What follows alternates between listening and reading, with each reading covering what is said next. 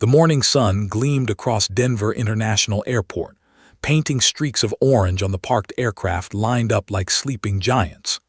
Passengers hustled through the terminal, clutching coffee cups, neck pillows, and dreams of new destinations. Among the crowd was 12-year-old Emma Carter, holding her mother's hand tightly as they boarded Flight 482 to Miami. Emma's eyes sparkled with excitement. She loved everything about airplanes, the roaring engines, the smell of jet fuel, the sight of wings slicing through the sky.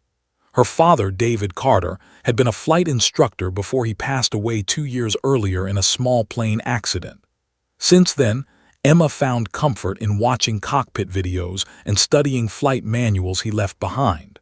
Flying made her feel close to him again. She and her mother, Laura, settled into row 14, seats A and B. Emma pressed her forehead to the window, gazing at the taxiway lights as the engines began to whine. "One day," she whispered, "I'll be up there flying for real." Her mother smiled softly, brushing a strand of hair behind her ear. "You already have his heart," Laura said. "That's what made your dad a good pilot." The captain's voice soon came over the intercom, calm and confident. "Good morning, folks. This is Captain, and with me today is First Officer Daniels. We'll be cruising at 30,000 feet with smooth skis all the way to Miami." His words brought reassurance. Passengers settled in, some closing their eyes, others watching movies or flipping through magazines. The hum of the engines became a lullaby of safety. For the first hour, everything was perfect. The sign dimmed, and the flight attendants began serving breakfast trays. Emma watched as clouds rolled like soft cotton below them. She imagined what the pilots were doing up front, checking instruments, making radio calls, maybe sipping coffee while autopilot guided the plane. Then at 9:42 a.m., something strange happened. The aircraft gave a sudden, sharp jolt to the left. Several passengers gasped. Coffee spilled and a few trays slid to the floor. Emma's stomach tightened. The sign flashed on with a chime. A minute later, another jolt came, harder this time. The aircraft dipped briefly before leveling out again. Nervous murmurs rippled through the cabin. The captain's voice returned, but this time it was faint, shaky, almost slurred. "Ladies and gentle, we're experiencing minor, the intercom cut out mid-sentence. Then came silence. Complete, eerie silence. Seconds later, the plane dipped again, more violently. Luggage compartments rattled. A woman screamed as her drink splashed across the aisle. The flight attendants rushed to steady themselves, trying to calm passengers who were now gripping their armrests. And then the oxygen masks fell. Dozens of yellow masks dangled from the ceiling like lifelines from heaven. Gasps and screams filled the air. People fumbled to secure them. Emma's mother yanked 2 masks down, placing one over Emma's small face before fixing her own. The hiss of oxygen filled the cabin, but the sound did little to mask the terror spreading through the passengers. Emma's heart pounded as she stared at the closed cockpit door. Something was wrong, very wrong. Her instincts, sharpened by years of watching flight videos, screamed that this wasn't turbulence. This was loss of control. A flight attendant hurried down the aisle, face pale. She grabbed the intercom, her voice trembling. "Ladies, and please remain calm. We're working to contact the cockpit." Her words didn't calm anyone. A man shouted, "What's happening?" Another began to pray aloud. Emma leaned toward her mother. "Mom," she said quietly, "that didn't sound like turbulence." Laura squeezed her hand tightly. "It's going to be okay, sweetheart." But her tone betrayed her own fear. Another violent shake threw a cup against the window. Emma's pulse raced as she tried to think. What could make both pilots silent? She remembered her father explaining once how loss of cabin pressure could cause hypoxia, oxygen deprivation. Her eyes darted to the cockpit door again. A chilling thought struck her. What if they're unconscious? The idea froze her breath. All around her, people cried and prayed, clutching loved ones. But Emma's mind began to move differently, not with panic but with purpose. Somewhere deep inside, the voice of her father echoed, "When something goes wrong up there, you don't freeze, you think." And in that instant, as Flight 482 trembled high above the clouds, a 12-year-old girl began to think like a pilot. The flight attendants were pounding on the cockpit door now, their knuckles raw from hitting the hard metal. "Captain, First Officer Daniels, please respond," one of them shouted, her voice breaking. But there was no answer. Only the haunting hum of the engines filled the air. Emma's eyes followed every move. Her mother tried to distract her, whispering that everything would be fine, but Emma knew that wasn't true. The plane had leveled out briefly, yet its motion felt unsteady, small dips, slight rolls, as if no one was truly flying it. Inside the cabin, fear was spreading faster than oxygen. A man in the aisle was hyperventilating. A toddler screamed. The flight attendants exchanged looks of pure dread, their training suddenly clashing with the raw terror of uncertainty. One attendant, her red, grabbed the intercom, her hands shaking. "Ladies and, we are attempting to reach the flight deck. Please stay seated and keep your oxygen masks on." Her voice cracked midway, betraying the calm she was trying to project. Emma's heart thumped in her chest. She could almost hear her father's voice echoing in her head. If a pilot ever stops talking, it means something's very wrong in that cockpit. Her mother squeezed her hand. "Don't worry, Emma, they'll fix it." But Emma's gaze was locked forward. "Mom," she whispered, "if both pilots are hurt, someone has to fly the plane." Laura blinked, stunned. "Emma, that's not." But before she could finish, the aircraft shuddered again, dropping just enough for a few passengers to scream. The overhead bins rattled, and a laptop tumbled into the aisle. Panic flared like fire. Emma's instincts took over. She unbuckled her. "Stay here, Mom," she said firmly. "I need to help." Laura grabbed her wrist. "Emma, sit down, you can't." But the look in her daughter's eyes was different, steady, focused, almost adult. "Mom, Dad taught me about this," Emma said, voice trembling yet sure. "He said if something happens, you have to stay calm and act fast." Before Laura could stop her, Emma slipped past her seat and hurried up the aisle, her small frame weaving between panicked passengers. She reached the front where another attendant stood frozen outside the cockpit. "Please," Emma said breathlessly, "let me in there." Turned, her face pale and streaked with tears. "Sweetheart, you need to go back to your seat." "I can help," Emma pleaded. "My dad was a pilot. He taught me how to fly small planes. I've trained on simulators. Please just let me see what's happening." Hesitated, the other attendant, Chris, looked at the trembling door. "The cockpit's sealed," he said quietly. "We've been trying to contact them for 5 minutes. Nothing." Emma's voice softened. "There's an emergency code to open it, right?" Both attendants froze, eyes widened. "How do you know that?" Emma swallowed hard. "My dad told me once, when he flew. He said it's used only if the pilots are incapacitated." They stared at her, stunned into silence. For a long, heavy moment, the only sound was the faint hiss of oxygen masks and the whirring of engines. Finally, whispered, "We'll get clearance from ground control first." She grabbed speaking in rapid, nervous tones. "Flight 482 to ground control, emergency access requested. No response from cockpit, possible incapacitation." Static, then a grave voice replied. "Flight 482 understood. You are authorized to access the flight deck. Proceed immediately." Turned toward Emma. "Okay, sweetheart, stay behind me." Chris punched in the emergency override code. The small red light on the panel blinked 3 times, then the door latch clicked open. The attendants pushed it inward. The smell of stale air and something metallic hit them instantly. Inside, both pilots were slumped over their seats, motionless. The captain's headset dangled from his neck, and the first officer's hand still rested on the throttle. Their faces were pale, their lips faintly blue. Gasped, "Oh my God." Emma stepped forward, her heart hammering. "Are they breathing?" Chris checked quickly, pulse weak, shallow breaths. They're alive, barely. His hands trembled as she reached for the intercom. Medical emergency in the cockpit, both pilots unconscious. Behind her, Emma's eyes swept across the glowing control panels.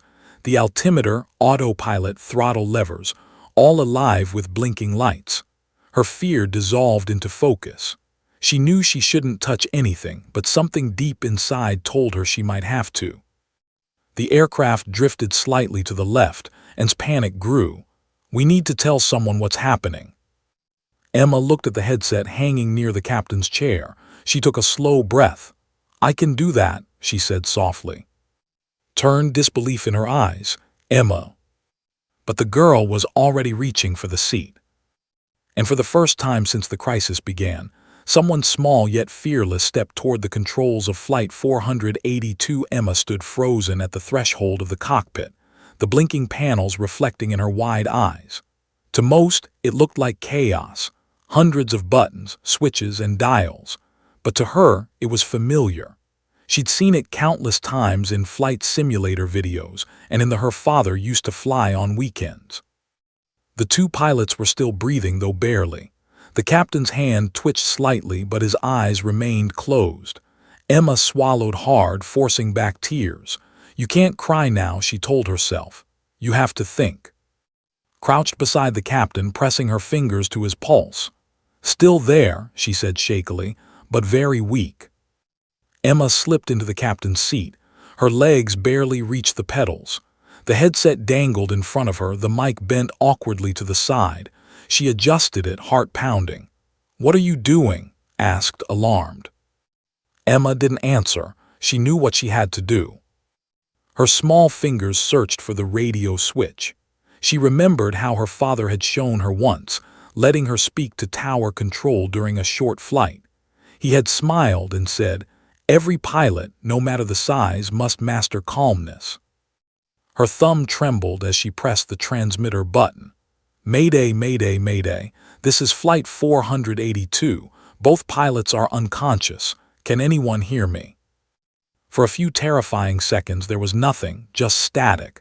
Then a calm male voice broke through the noise. Flight 482, this is Atlanta Center. We read you over. Who is speaking? Emma took a shaky breath. My name is Emma Carter. I'm 12 years old. The pilots aren't moving.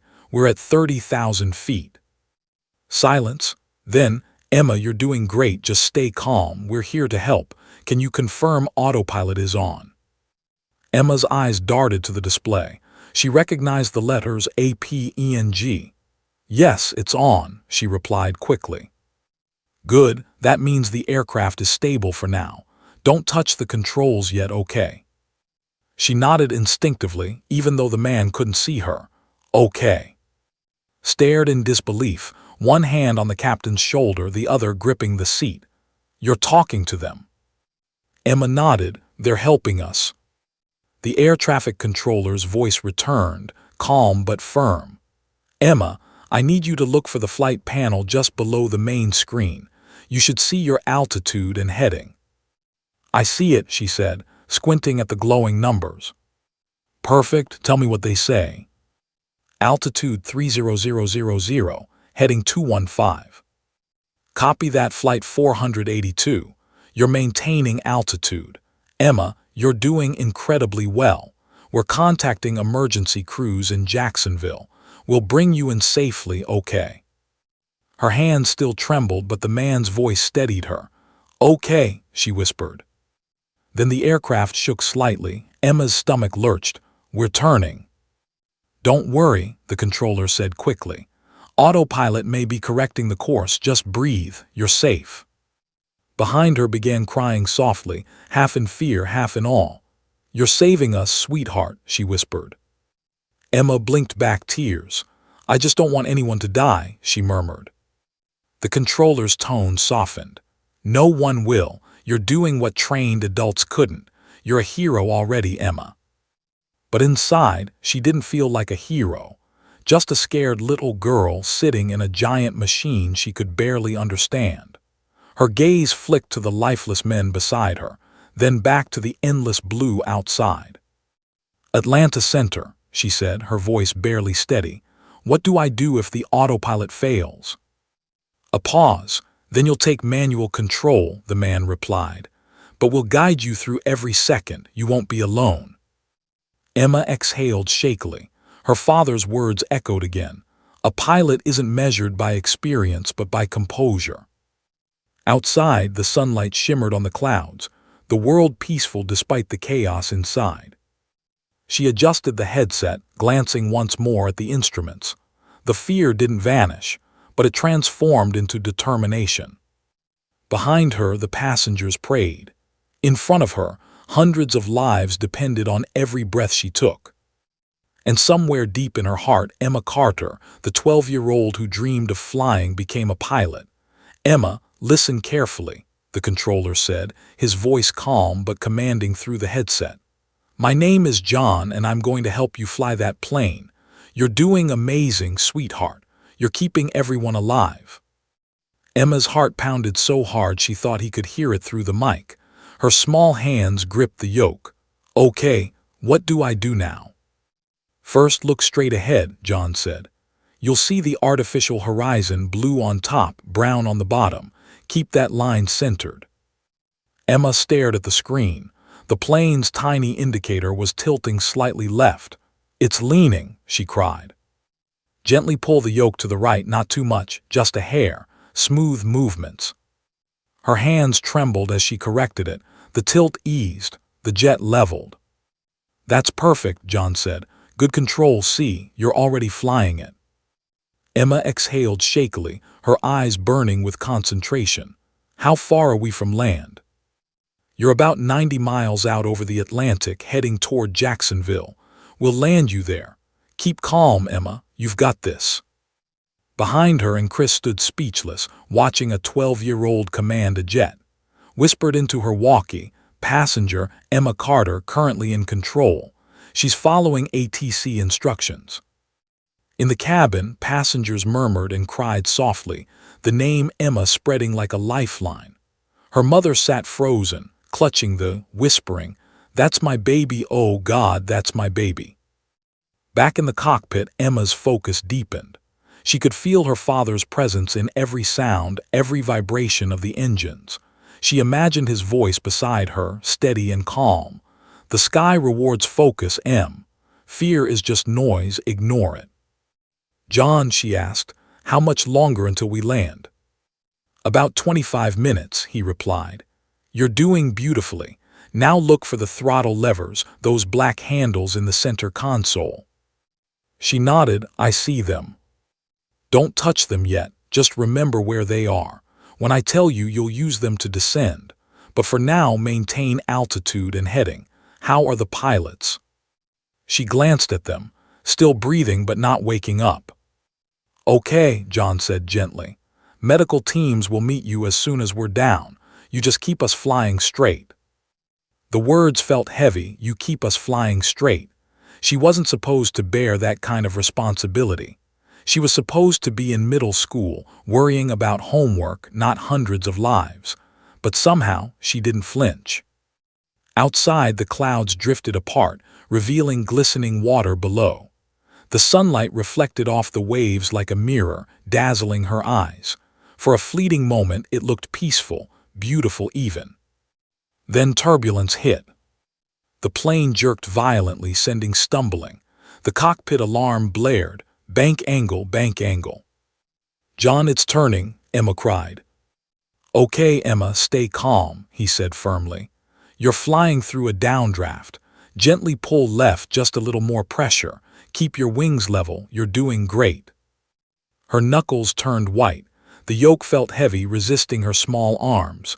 It's not moving, she gasped. Use both hands, John urged. Breathe.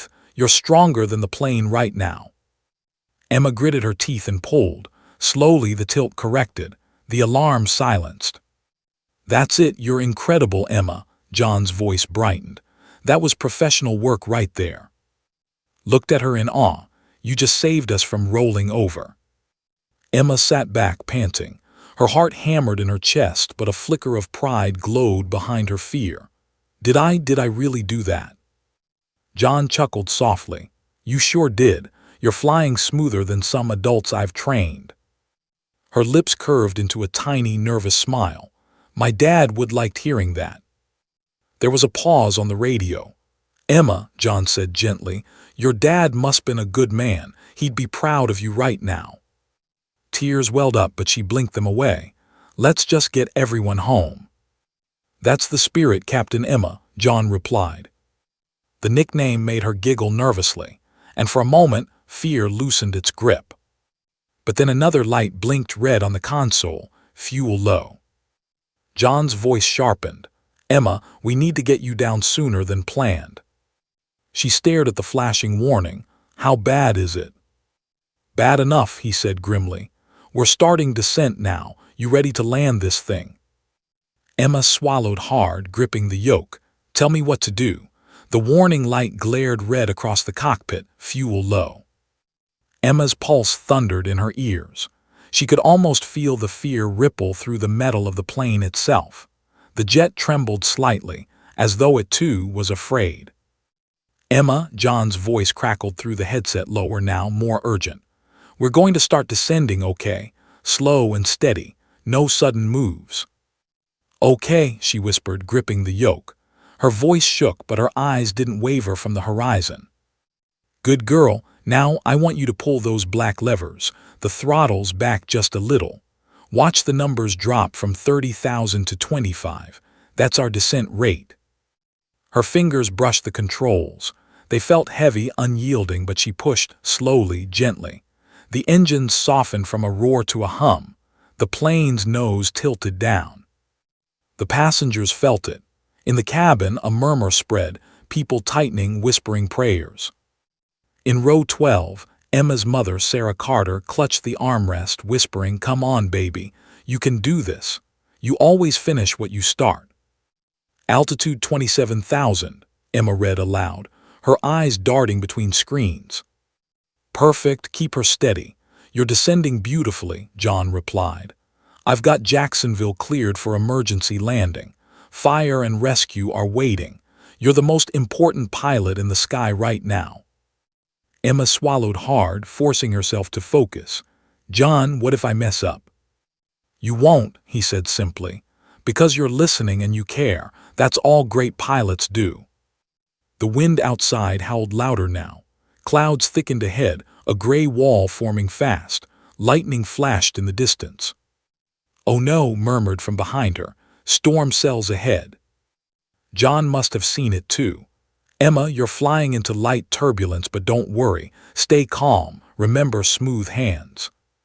The plane shuddered violently. The yoke jerked, almost pulling from her grip. It's shaking, she cried. That's okay. Don't fight it too hard. Let the plane ride the air. You're guiding it, not wrestling it. Her small arms trembled, but she held her ground. The storm raged, rain streaking across the windshield like claws. Lightning lit the cockpit in harsh white flashes. In the cabin, screams erupted as the plane dropped suddenly. Oxygen masks dangled, swinging like pendulums. John, she gasped, we're falling. Emma, focus on your instruments. The horizon line, keep it level. She forced her eyes back to the screen. Everything screamed chaos but the horizon. That single, straight line was her lifeline. Slowly she leveled the wings. The fall steadied. The passengers felt the change. Panic quieted to shaky breaths. Exhaled, whispering, she's doing it. John's voice softened. See that, Emma? You just saved the plane again. She didn't answer right away. Her heart was pounding, sweat dampened her palms. How far to the airport? About 40 miles, John said. We'll need to start slowing soon. You'll use the flaps for that. See the lever marked FLAPS on your right. She nodded, got it. When I say, move it down one notch, that'll help you lose speed without losing control. Emma followed his every word, each movement deliberate and careful. The engines growled lower, the storm thinning now as they dropped beneath the darkest clouds. For a moment, sunlight pierced through, a golden shaft breaking over the ocean. The sight almost made her cry. It was beautiful, terrifying, and beautiful. "Altitude 10,000, she said, voice steadier now. "Outstanding," John replied. "You're officially in final approach airspace." Grinned, "We can see the coast." Emma's eyes flicked to the horizon, and there it was, the faint line of land, Jacksonville, her breath caught. "We're almost home," she whispered. But then another alarm blared. "Hydraulic pressure low." John's voice sharpened. "Emma, listen carefully. That's your flap system, it's weakening. We may lose them before touchdown." Her throat tightened. "Can we still land?" "Yes," he said firmly, "but it's going to be rough. You'll need every ounce of focus now." The rain eased, the world clearer ahead, but her hands trembled more than ever. She glanced at the two unconscious pilots beside her, then back at the controls. Her reflection in the windshield looked older somehow, braver. "Okay," she whispered, straightening her shoulders. "Let's land this plane." "Ata girl," John said softly. "I'm right here with you." Cockpit lights flickered again as the hydraulic pressure low alarm kept flashing in angry red. Emma's stomach twisted. Every sound felt amplified, the groan of the engines, the thrum of the controls, the ragged breathing behind her. "John," she said, voice trembling, "what happens if hydraulics fail completely?" There was a pause. "You'll lose help from the flaps and landing gear," he admitted carefully. "But don't panic. The plane can still land, it just takes precision and guts." She swallowed hard.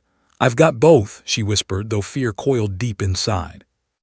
"Good," John said.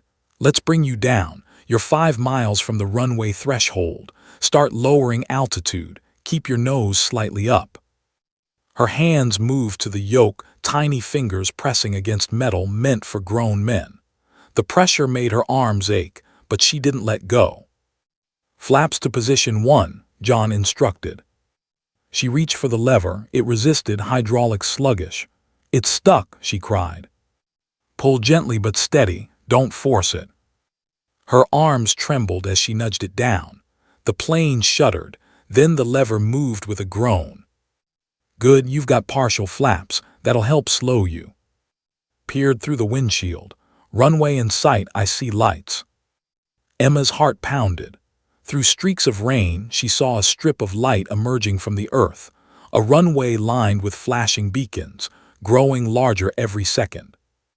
"Okay, Emma," John said, his tone calm but firm.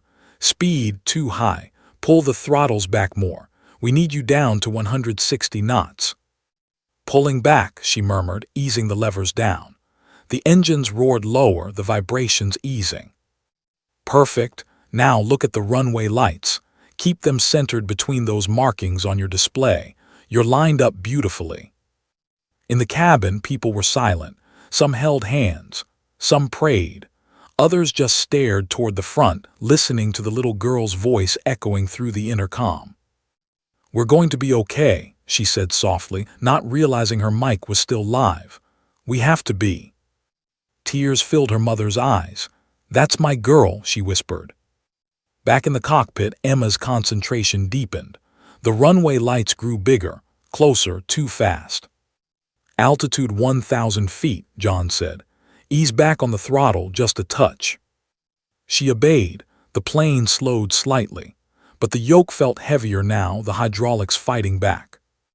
"It's getting stiff again," she cried. "That's okay," John replied. "Use your body weight, lean back with it, you're almost there." Her arms burned, her shoulders ached, but she leaned, pulling the yoke toward her chest. The plane's nose lifted slightly. 500 feet, John said, his voice low, tight. "You're doing this, Emma, don't stop now." The wind roared louder as they descended through the last stretch of clouds. The runway rushed up to meet them. 300 feet, flare a little. There you go, 200, steady, steady. The nose dipped, too much. "Emma, pull back gently." She reacted instantly, heart slamming in her ribs. The plane leveled. The tires touched the runway with a scream of smoke. The jolt threw her forward, but she held firm. "Keep it straight," John shouted. She gritted her teeth. wrestling the yoke. The brakes didn't respond right away, the hydraulic failure making the deceleration sluggish. The plane sped down the runway, past the midpoint, past the fire trucks waiting ahead. Come on, she gasped. Reverse thrusters, John ordered. She slammed the levers forward. The engines howled in reverse.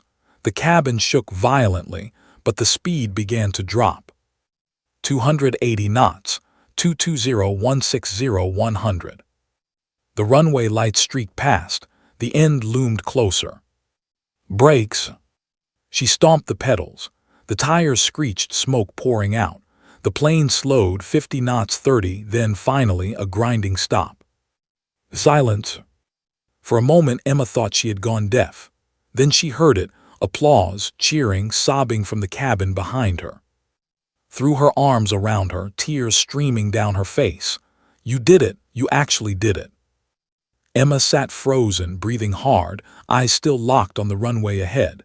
Her hands were trembling uncontrollably. Are we safe? Safe and sound, John said, his voice breaking slightly. You just landed a 737, Emma. You're a hero. She let out a long, shaking breath. Can I stop flying now? John laughed softly. Yes, Captain, you can. Outside, emergency lights surrounded the plane. Paramedics ran toward the cockpit. Emma leaned back in her seat, exhaustion crashing over her like a wave. But before she closed her eyes, she looked once more at the horizon.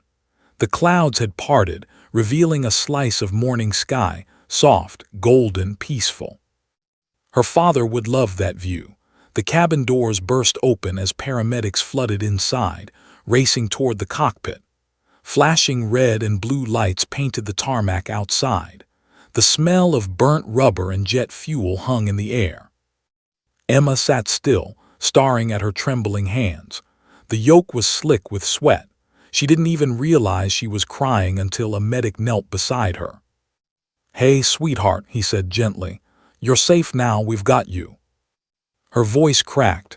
The pilots, please help them. We're on it.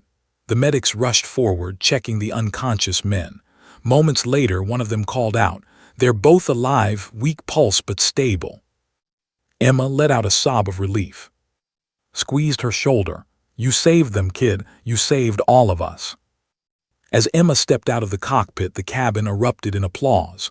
Strangers wept, cheered, and called her name. Cameras flashed from cell phones. Someone shouted, That's her, the girl who landed the plane.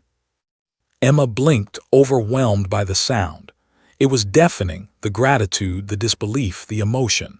She spotted her mother pushing through the crowd. Mom! Sarah Carter fell to her knees, wrapping her daughter in a fierce, shaking hug. Oh, baby, oh my God, you're okay. You're really okay. Emma clung to her, burying her face in her shoulder. I was so scared, she whispered. I know, Sarah said, crying, but you did it, you did it. Outside, news helicopters circled overhead. The story was already spreading. Breaking news. 12-year-old girl lands 737 after pilots pass out. Reporters shouted into cameras. Their voices carried across every channel in America within the hour. By the time Emma was taken to a small medical tent for examination, the world knew her name. Inside the tent, paramedics checked her vitals. Her pulse was rapid but strong. She's okay, one said softly, just exhausted. A familiar voice came through the radio nearby. It was John from the control tower. Is she safe? Did she make it? Grab the mic. She's here, John, she's safe. You got her home. There was a pause, then John replied, his voice thick with emotion. No, ma'am, she got us home. Emma smiled faintly when she heard his voice. Thank you, John, she murmured. I couldn't have done it without you. Thank you for listening, Captain, he said.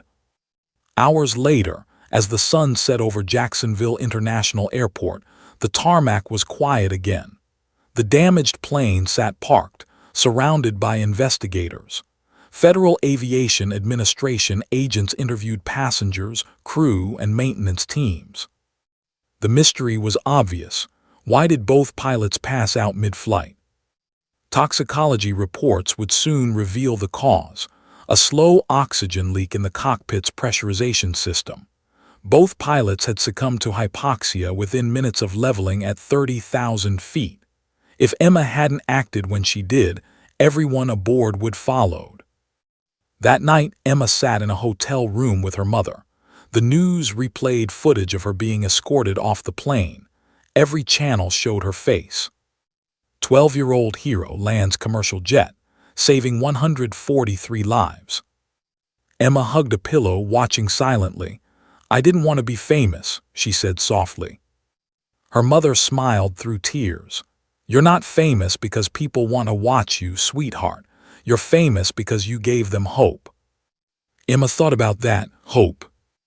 A knock sounded at the door. When Sarah opened it, stood there holding a small box. Inside was a pair of pilot wings, silver, gleaming, engraved with her name. "John wanted you to have these," said. "He said real pilots earn their wings through courage." Emma took them with shaking hands. The metal was cold, heavy, real. She pinned them to her hoodie and looked out the window toward the dark horizon. Somewhere up there, her father's spirit seemed to whisper through the night air. "You did good, Em. You really did." Tears welled in her eyes again, but this time they weren't from fear. They were from pride. For the first time since that terrifying morning, Emma smiled. Not because the world called her a hero, but because she had faced the impossible and survived. 2 weeks later, Jacksonville International Airport was packed again. But this time, no one was flying out. Everyone had come to see her. Banners hung across the terminal reading, "Welcome home, Emma Carter, our hero in the sky." Reporters filled every inch of the gate area, cameras flashing, microphones raised. Emma stood beside her mother, nervously clutching the pilot wings pinned to her jacket. She traded her hoodie for a navy blazer, one that looked almost like a real pilot's uniform. The crowd erupted into cheers when she appeared. People chanted her name. Children waved hand-drawn posters with airplanes and hearts. A man in a dark uniform stepped forward, the FAA director.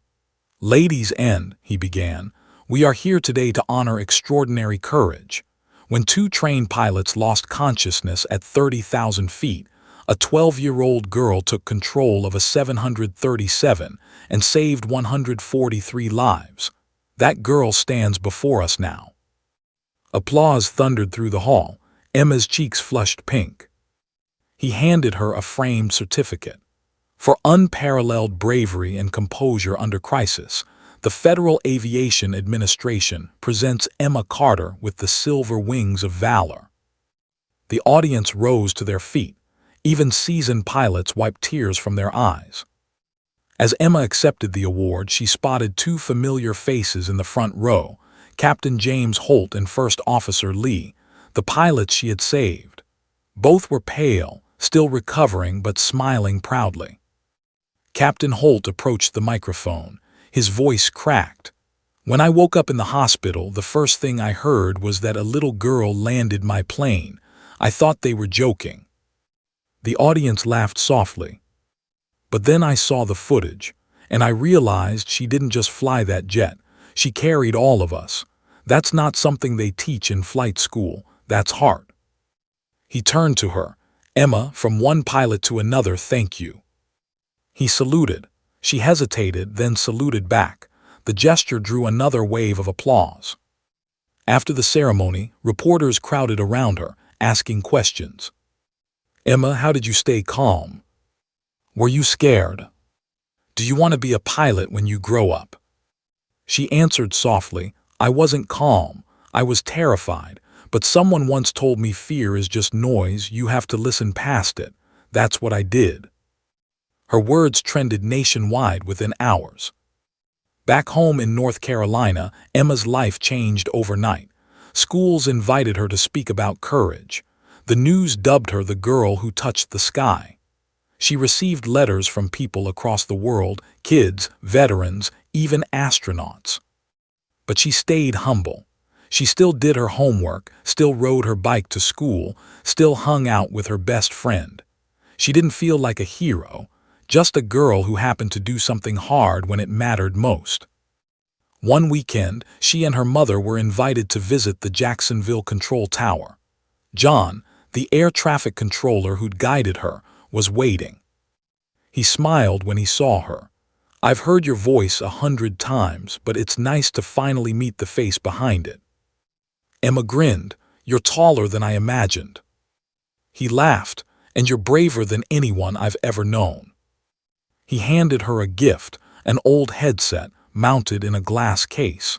"This is the one I wore that day. Thought it should go to the real pilot who saved the day." Her eyes filled with tears. "Thank you, John." "You earned it, Captain." They stood together at the tower window, looking out at the runways below. Planes took off one by one, their engines roaring toward the horizon. Emma watched silently, remembering the sound of the wind, the storm, the fear, and the moment everything went still when the wheels finally touched down. Her mom joined her, wrapping an arm around her shoulders. "You'll never forget that flight, will you?" Emma shook her head. "No, but I don't think it was about flying, Mom. I think it was about not giving up." Sarah smiled softly. "That's what your dad would said." Emma looked toward the sky, her father's old words echoing in her mind. "The sky rewards focus. Fear is just noise." A jet streaked across the blue above them, its silver body glinting in the sunlight. She smiled. "Someday I'll fly again, but on my own terms." As the sound faded, the world seemed peaceful again. The girl who had faced the impossible at 30,000 feet had come back to Earth, forever changed, forever brave, forever the girl who touched the sky.